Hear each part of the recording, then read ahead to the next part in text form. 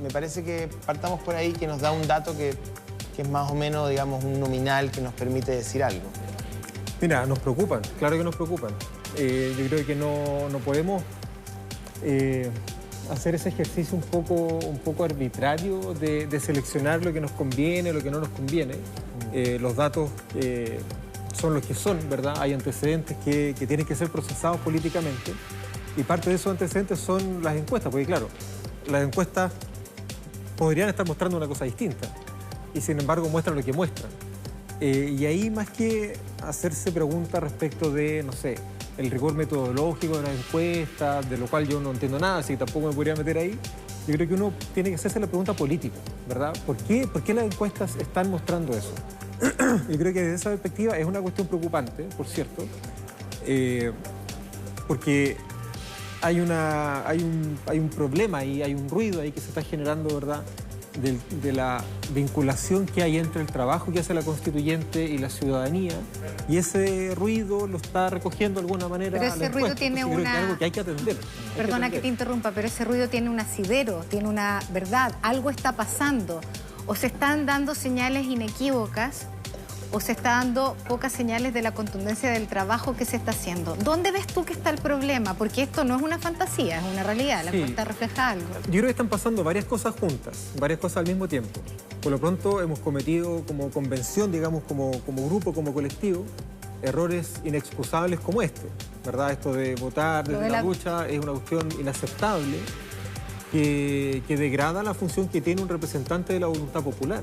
Si realmente nosotros fuimos elegidos para un mandato determinado y siempre en la historia republicana del país el representante de la voluntad del pueblo tenía una dignidad especial que se ha ido degradando en el último tiempo, lo sabemos, están ahí también las encuestas sobre legitimidad y confianza, sobre todo de la Cámara, del Senado, y yo creo que nosotros como constituyentes hemos llegado en ese momento de la historia cometiendo errores inexcusables como ese, por ejemplo, pero también, yo también creo que vale la pena decirlo, también hemos llegado a poner sobre la mesa discusiones difíciles, discusiones complejas, cuestiones que siempre nos han dividido históricamente como sociedad. ¿Cómo cuál? Como el tema de los pueblos originarios. Ya, ahí tenemos que sea durante décadas, durante más de un siglo, la relación entre el pueblo de Chile y los pueblos originarios estuvo marcada por un cierto ninguneo. Una cierta invisibilización.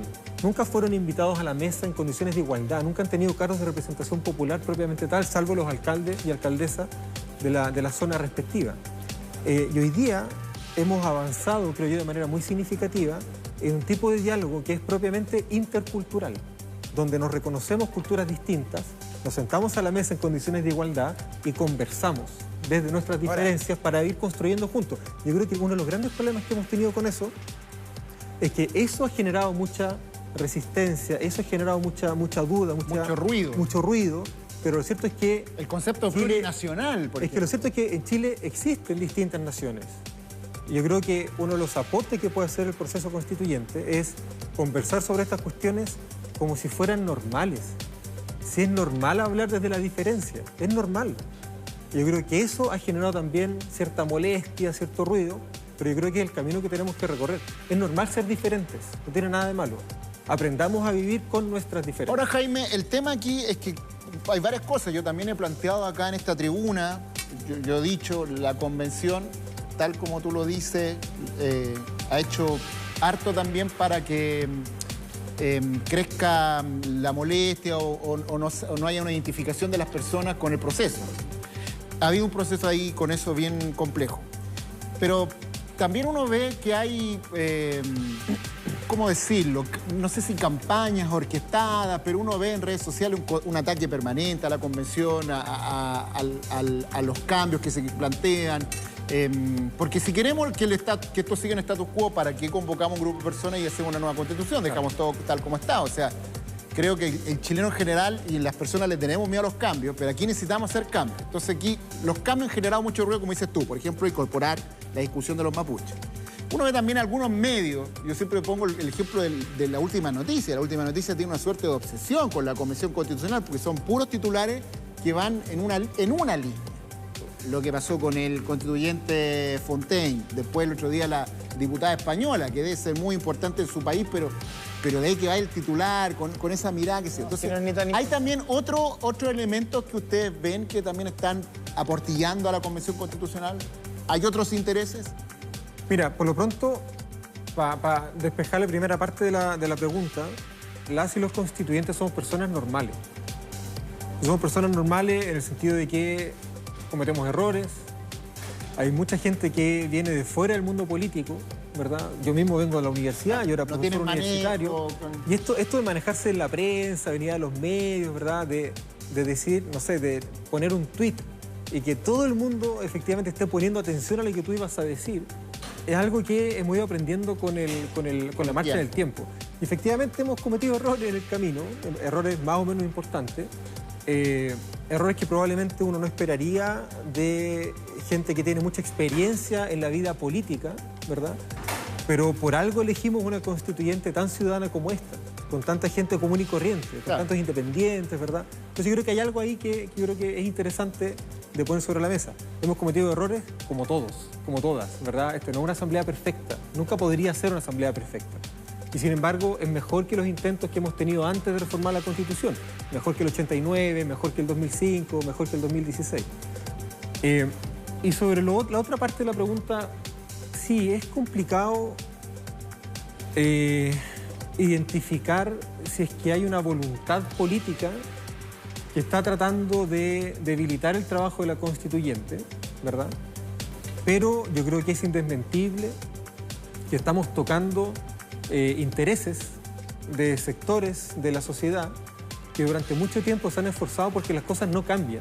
Exacto. Y no estoy pensando como en la gran estructura del Estado, estoy pensando en la salud, estoy pensando en el trabajo, estoy pensando en la vivienda, estoy pensando en las pensiones, que son cuestiones que están en la Constitución, que porque están en la Constitución no se han podido cambiar antes y que son fundamentales para la vida de la gente.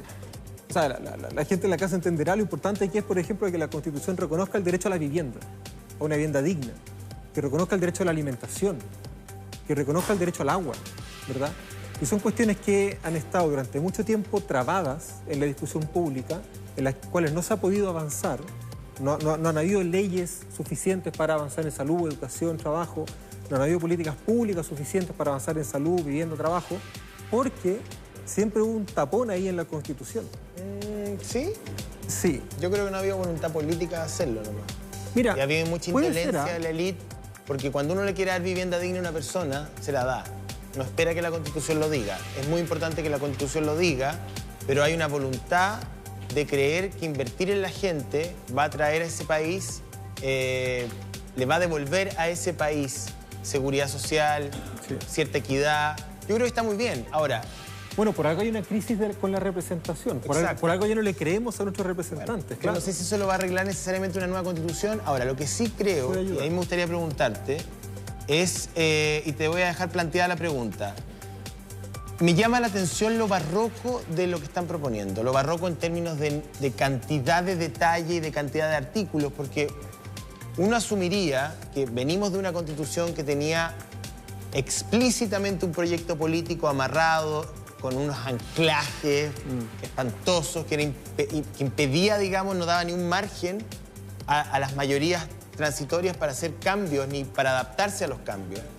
Entonces uno diría, bueno, de esta Constitución barroquísima de la Comisión Ortúzar, deberíamos avanzar a una cosa austera, minimalista, que dejara que la democracia se exprese, que la materia de ley se exprese, que los debates se expresen y dar un marco, digamos, básico y que esa Constitución no termine representando un proyecto político determinado. Sí. Pero terminamos con una Constitución o con una propuesta constitucional que tiene más de 400 artículos y que es muy detallada en muchos aspectos.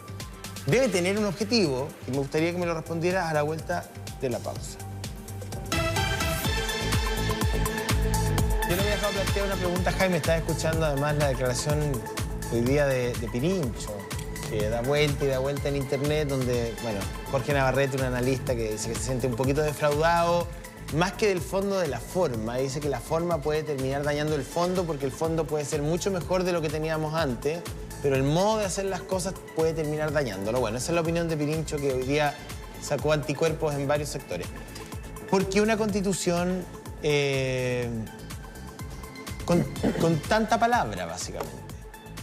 Mira, curioso, porque esta constitución lleva menos palabras que las que tiene la constitución vigente. Pues se ha hablado mucho de que llevamos 300 y tantos artículos, qué sé yo. La plataforma Contexto Factual hizo el ejercicio de contar las palabras que tiene la constitución, el borrador de nueva constitución, compararlas con la constitución del 80, con la constitución vigente, con el texto original del 80, con el texto original del 25 y con el texto original de la constitución de 1833. Y el borrador de constitución que llevamos tiene menos palabras que las que tiene la constitución vigente. No es verdad que esto esté como hiper detallado, hiper regulado, no es verdad que nos hayamos pasado los pueblos. Claro, el proceso no ha terminado, todavía faltan dos grandes cuestiones para efectos de esta conversación. Falta esta semana de votaciones, donde se van a incorporar más artículos, el texto va a crecer un poco más, pero falta también el trabajo de armonización, que es la comisión que va a agarrar el borrador, lo va a revisar, lo va a ordenar, lo va a sistematizar, va a sacar todo lo que esté repetido, porque hay cuestiones repetidas, porque hay comisiones distintas que han alimentado el debate, y vamos a terminar con un texto normal, de una extensión similar a la extensión que tiene la Constitución actual, quizá un poco más. Lo que sí va a haber un poco más, significativamente más robusto, va a ser el catálogo de derechos fundamentales. Porque en eso la Constitución vigente, cuyo catálogo de derechos es prácticamente el mismo de la Constitución del 80, no ha cambiado muchísimo, es muy modesta. El catálogo actual es muy modesto. Y ahí sí damos un paso importante reconociendo derechos fundamentales para todas las personas en materia de salud, educación, trabajo, que son derechos fundamentales para todas, pero también identificando derechos nuevos que no han estado antes en la Constitución chilena, como el derecho a vivir en entornos seguros, que es una cuestión hoy día fundamental. El derecho de niñas, niños y adolescentes a vivir también en entornos seguros, a vivir vidas libres de violencia. El derecho a la vivienda, el derecho al agua. Y tantos elementos nuevos que se han ido como incorporando a la discusión pública precisamente como consecuencia de las crisis y conflictos que hemos venido arrastrando, que el catálogo de derechos fundamentales de la nueva Constitución va a ser mucho más potente, mucho más robusto que la anterior. Y eso efectivamente ha, de alguna manera, permitido ampliar un poco los márgenes de la discusión constitucional, porque junto con eso vienen órganos nuevos que van a garantizar el ejercicio de estos derechos, como la Defensoría del Pueblo, que es una cuestión que se propuso el año 91. El año 91, durante el gobierno de Patricio Aylwin, se propuso una Defensoría del Pueblo, no avanzó, ahora vamos a tener Defensoría del Pueblo, vamos a darle rango constitucional a la Defensoría de la Niñez, también dando un paso muy importante en una de las grandes heridas que viene arrastrando nuestro país. Entonces, claro, vamos a tener una Constitución un poco más larga, a lo mejor, pero yo creo que eso no es tan importante. Vamos a tener un catálogo de derechos fundamentales más robusto que va a tener por objeto protegernos a nosotras, a las personas comunes y corrientes. Yo creo que esa cuestión es un cambio de giro muy significativo respecto a la Constitución actual. ¿Paulina? Sí, aquí teníamos varias dudas, pero hemos decidido pararlas 5 segundos antes porque se suma un nuevo integrante a esta conversación, José. Sí, Rodrigo Álvarez está con nosotros. Rodrigo, ¿qué tal? ¿Cómo está? Convencional también, de una mirada distinta, porque ha habido una crítica desde su sector al método, a la forma, han hablado de exclusión en reiteradas oportunidades. Y ustedes, bueno, yo quisiera preguntándole, Rodrigo, ¿usted va a votar rechazo? Hola, primero déjenme saludarlos a todos, Hola, Rodrigo. a Jaime. Hola, Rodrigo. ¿Cómo están a todos? ¿Cómo estás? Llevo media hora escuchándolos y las ganas de intervenir eran masivas. Era un momento. En algunas cosas me han sorprendido muy positivamente, me sorprende muy positivamente la autocrítica que hace Jaime, porque no es muy común en la convención.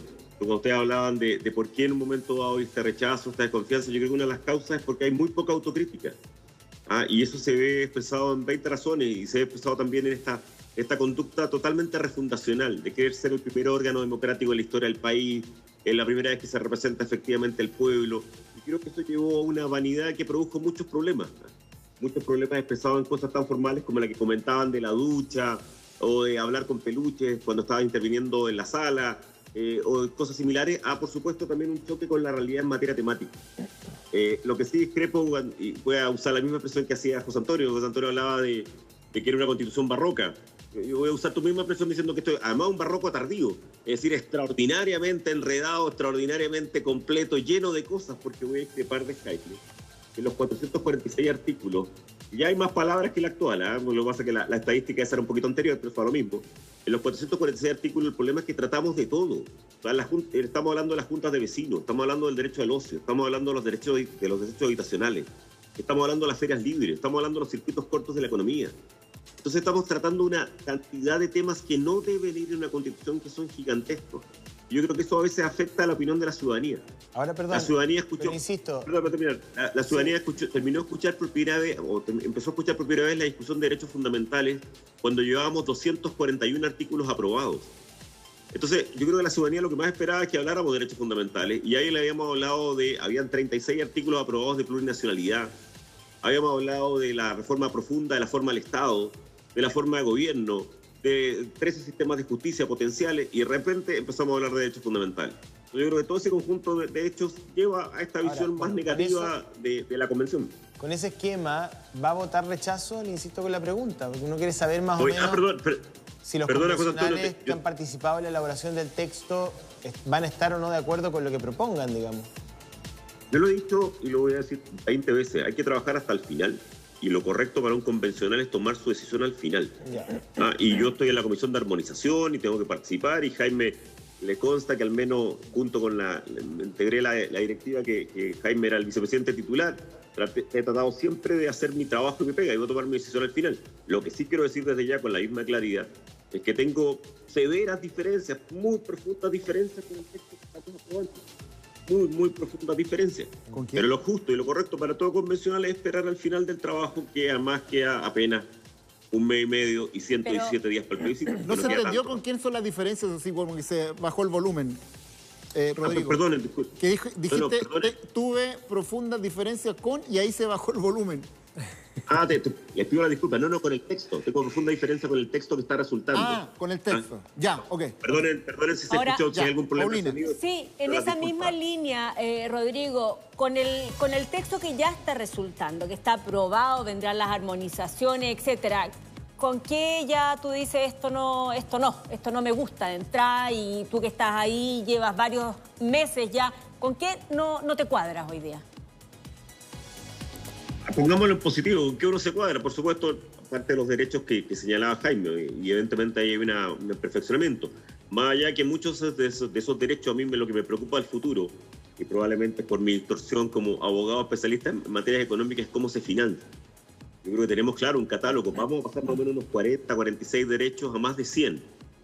Pero claro, cuando tú dices un derecho al entorno seguro, que comparto con Jaime, o el derecho al ocio, o el derecho al cuidado, yo lo primero que me pregunto es si vamos a lograr hacerlos realidad, porque hay muchas constituciones que tienen esas mismas declaraciones y que en la práctica no existen. Y agrego el elemento económico, que para mí es muy importante, si vamos a lograr financiar esa carga o esa cantidad de instituciones nuevas que estamos creando.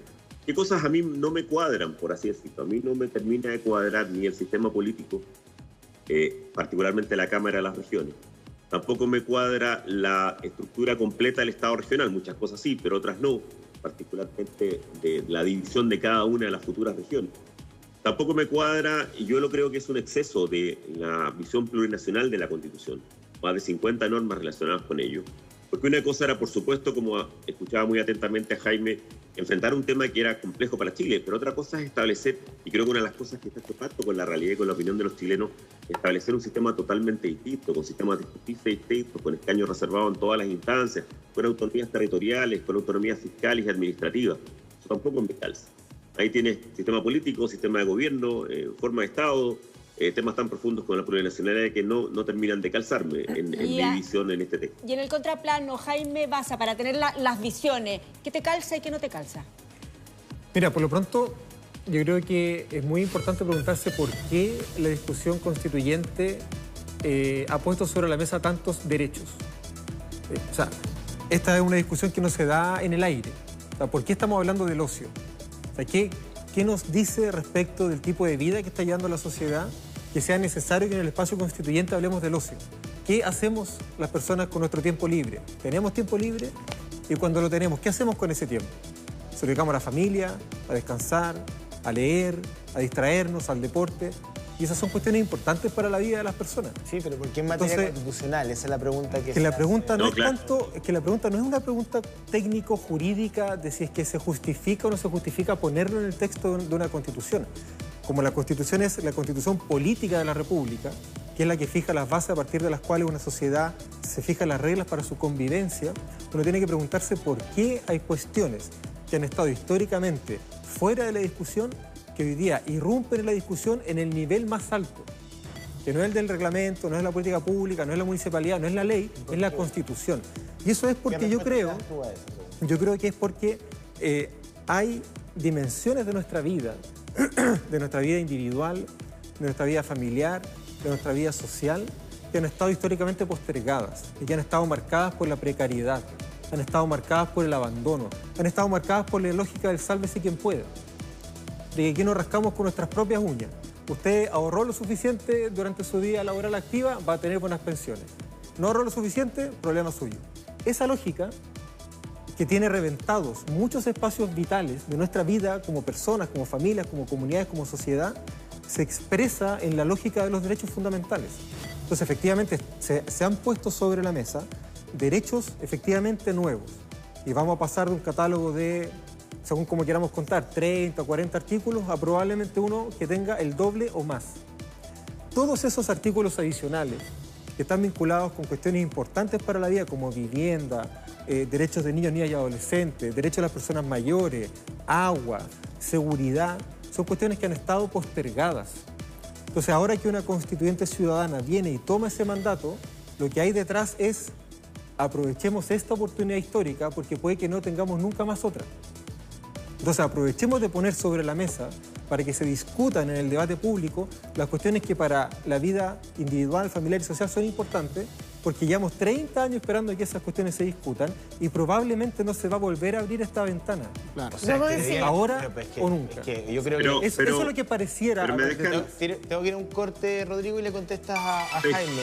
Uno esperaría que todos esos temas se integraran a la discusión pública y estuvieran Claro. permanentemente en Exactamente. todos los estamentos intermedios. O sea, Así es. uno esperaría que el sistema descargara la Constitución y que fueran los estamentos intermedios los cuales, fortalecidos, dieran atención a todos los deberes y derechos de las personas. Eso sí funciona. Pero en los ojo que la estados Constitución, Oye, Constitución antes de lo irnos a la pausa, solo lo el- identifica, no lo va a zanjar. Jaime, tenemos una encuesta, Carlita. sí, invitamos a Nuestra toda la academia. gente a participar con nosotros en nuestra propia academia. Ahí está la pregunta. ¿Y usted aprueba o rechaza la nueva Constitución? Hashtag mucho gusto mega. Ya va ganando, Va ganando él. el apruebo, ya. El apruebo. Vamos a la pausa y volvemos. Estamos de vuelta y tenemos la respuesta de muchos Oye, autores. se dio vuelta el partido. Sí. A ver, ¿y usted aprueba o rechaza la nueva? Mira, nos fuimos a la pausa comercial y esto ardió. ¿Cómo? Se dio vuelta la tortilla. El apruebo 34,7 y el rechazo 66,3. Fue una... Más de 2.000 personas participaron. Oye, por acá tenemos una cantidad de dudas, pero somos más concretos nosotros. Yo sé que la Constitución es un paraguas, etcétera, etcétera, pero aquí tenemos una lista de preguntas concretas. A ver, Ya. ¿qué pueden hacer Estamos con ustedes Rodrigo con Álvarez esto? también. Vamos. A ver, la Vamos. gente quiere vivir en un país libre de violencia y es un derecho, ¿cierto?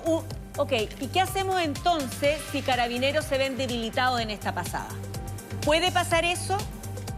Señor Baza. Yo creo que señor Carabineros no se ve debilitado en esta pasada, más bien al contrario, se ve fortalecido.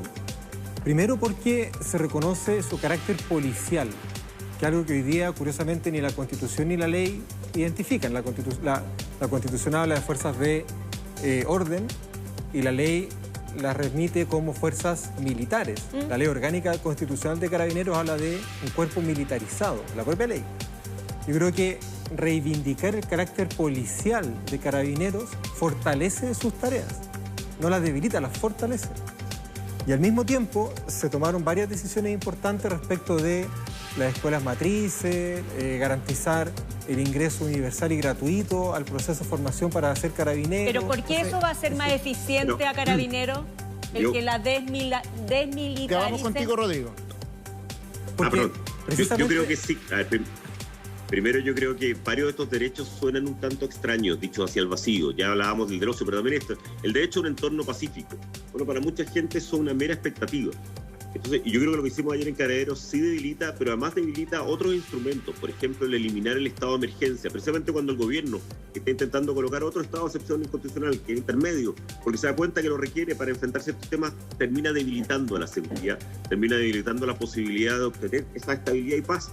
No, yo creo que ayer fue un mal día para la estabilidad, para la seguridad futura en Chile. Perfecto. Jaime, me gustaría que explicara la razón con pera y manzana de por qué sería mejor que las policías no fueran militares a tu juicio o juicio del colectivo que tú representas que han votado eso. Mira, es bien sencillo, la verdad. Los militares son formados y formadas para ir a la guerra, para eliminar a su enemigo.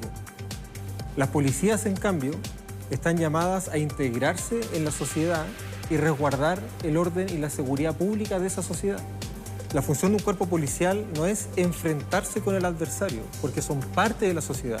En cambio, las Fuerzas Armadas militares, las personas que tienen formación militar, defienden al país de ataques externos. O internos. Entonces, es una forma de diálogo distinta. Pero evidentemente... Cuando tú te relacionas con un enemigo en clave militar o te relacionas con un ciudadano en clave policial, son cosas diferentes. O sea, si una persona pone una bomba o bloquea un camino, dispara... es un enemigo interno. El terrorismo muchas veces es de carácter interno. Bueno, entonces hablemos de por qué nuestros cuerpos policiales no tienen la preparación suficiente muchas veces para hacerse cargo de ese tipo de situaciones. O al revés, pensemos por qué la institucionalidad normal, regular, ordinaria, no tiene la estructura suficiente para hacerse cargo de situaciones excepcionales. El estado de excepción constitucional es una cuestión muy excepcional y no debiera utilizarse como una herramienta normal de gobierno. Volviendo a las cosas... Pero ha sido en la práctica, pero ha sido en la práctica sí utilizado por los distintos gobiernos en momentos extraordinariamente complejos. Ese estado de excepción, que ahora lo eliminamos. O sea, ni siquiera dejamos la oportunidad para usarlo ocasionalmente o en casos extremos, no, quedó eliminado. Por eso decía que hubo un mal día ayer para la seguridad futura de Chile, ante hipótesis que se han dado en el norte. Quedó eliminado, Rodrigo. El estado de emergencia quedó eliminado. Yo solamente quedó el estado de catástrofe, que es el que permite recurrir a las Fuerzas Armadas. Catástrofe que es para catástrofes naturales, como su nombre lo indica. Estado de sitio para guerra, conmoción interna. Estado de asamblea para guerra externa. El estado de emergencia, y el, por ejemplo, que se ha usado en el norte para efecto de la inmigración, o en el sur para efecto de la Araucanía, quedó eliminado. Y eso es un error. Especialmente cuando el gobierno del presidente Boric estaba pidiendo un estado intermedio que permitiera la presencia de los militares sin llegar a ese estado excepcional. En el caso de los carabineros, claro, una de las miradas es la que hace Jaime, pero yo creo que hay otra. Yo creo que hay elementos de esa cultura jerárquica, de esa conformación que eran muy indispensables y que garantizaban o daban más seguridad. También fueron eliminados el día de ayer. No, perdón. Las fuerzas de orden siguen siendo disciplinadas, jerarquizadas, obedientes y no deliberantes. Lo que se reforzó es que se trata de fuerzas policiales y no militares, como dice su ley orgánica. Pero Carabineros sigue siendo una fuerza jerarquizada, disciplinada y no deliberante.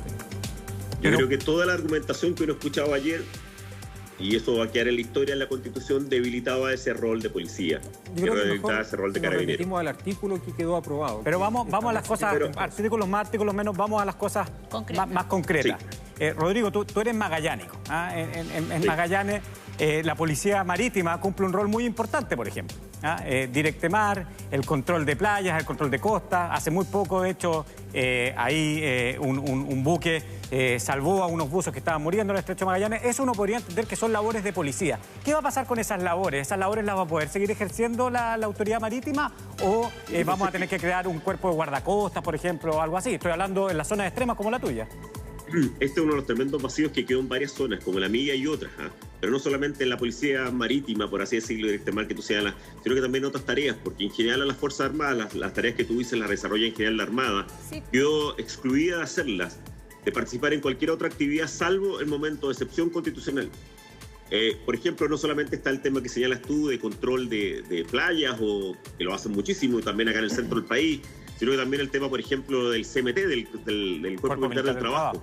Ustedes han hecho unos trabajos gigantescos en la penetración, por ejemplo, al sur de Tierra del Fuego, en todo lo que fue Aysén. Bueno, todas esas materias quedaron excluidas. Pero entonces... Yo creo que acá hay, a diferencia del análisis de Jaime, yo creo que, y no de Jaime, sino que otros, hay una visión muy ideologizada de las Fuerzas Armadas y de Carabineros, que llevó a soluciones muy incorrectas. Es decir, no hay ninguna explicación de por qué. Lo decía el propio convencional Gaspar Domínguez, que trataba de reivindicar la participación en temas de salud de las Fuerzas Armadas. Y muchas normas fueron rechazadas finalmente. Pero para entender, ¿quién se va? Y me lo contestan por favor a la vuelta del corte, pero ¿quién se va a encargar de que la droga no entre por las costas de Chile? Por donde está entrando de manera preocupante. Buena pregunta. Al igual que la pregunta que le hemos hecho a nuestro público, 4.500 personas ya han respondido. Hay interés de la gente, hay interés por el... ¿Ah? También pueden ser bots. Ya dudamos de todo. Las cuentas. Vamos a la pausa. Ya volvemos.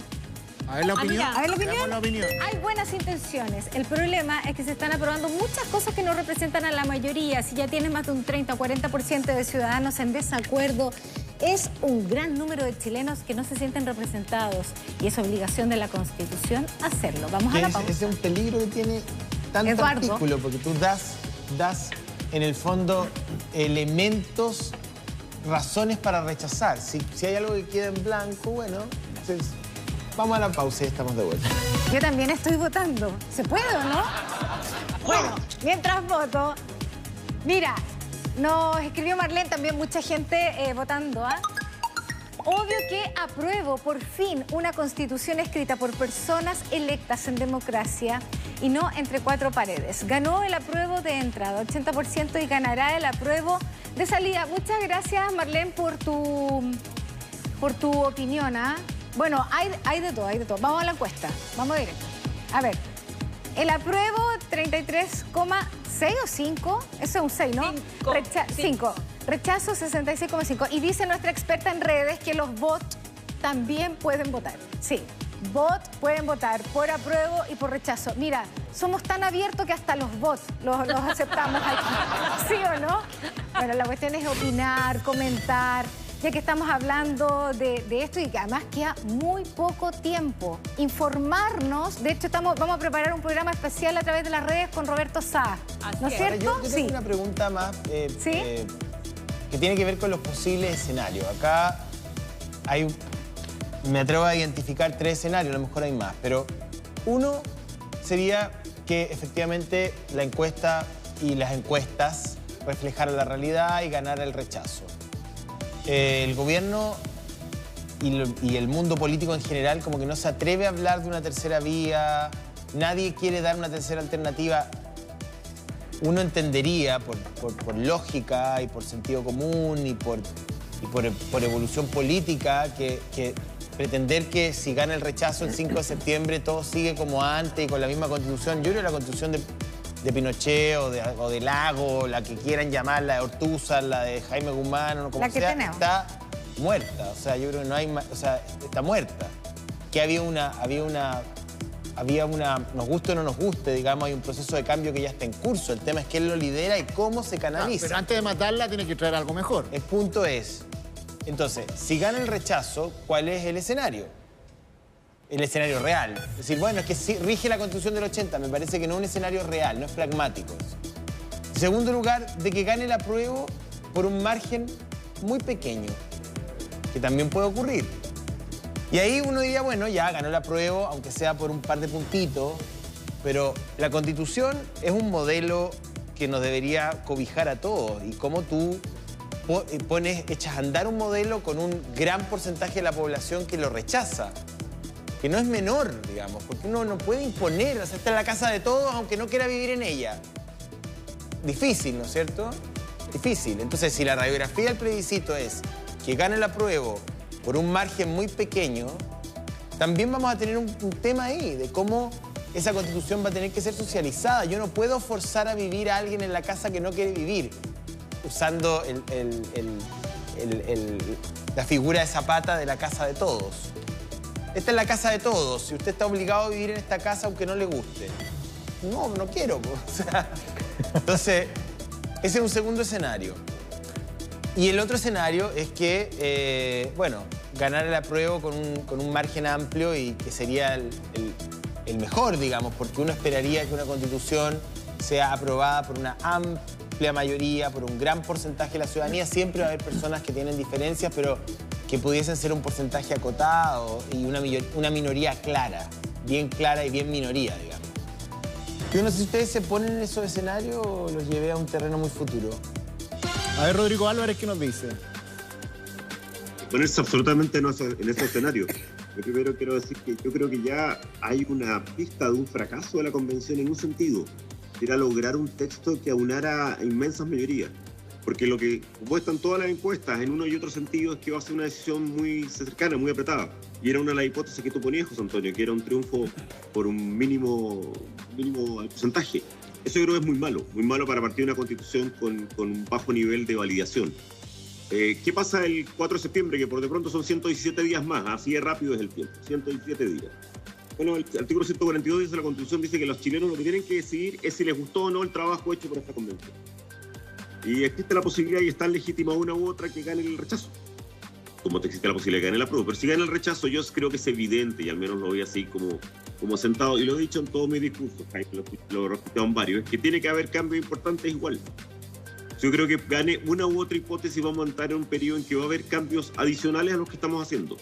Porque te puedo asegurar que si gana la prueba, yo creo que esta constitución va a tener necesidad de hacer cambios muy importantes pronto. Porque creo que va a chocar con la realidad en muchos aspectos. O sea, incluso si gana la prueba, yo creo que vamos a tener que hacer cambios muy pronto. Y si gana el rechazo, yo creo que es evidente que la constitución anterior no va a resistir. Por lo tanto, habrá que buscar otro mecanismo. Y por eso salen estas alternativas de planes B o C o lo que sea, de buscar alternativas de modificación y cambio.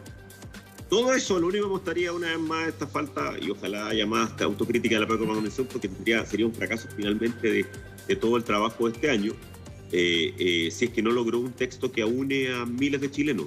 Y tal como va, yo creo que no lo está logrando, y eso va a llevar a un plebiscito dentro de 117 días muy apretado. Y si gana la prueba, te puedo asegurar que igual va a haber cambios en el corto plazo.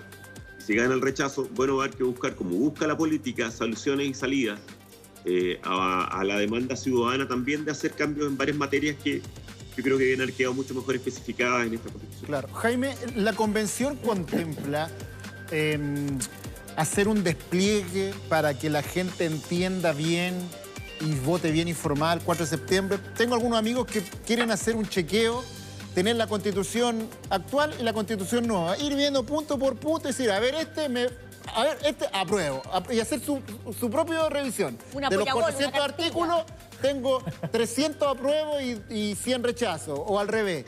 ¿Se pretende hacer un ejercicio así? Me va a tener que responder a la vuelta comercial. A la vuelta comercial, aquí estaré.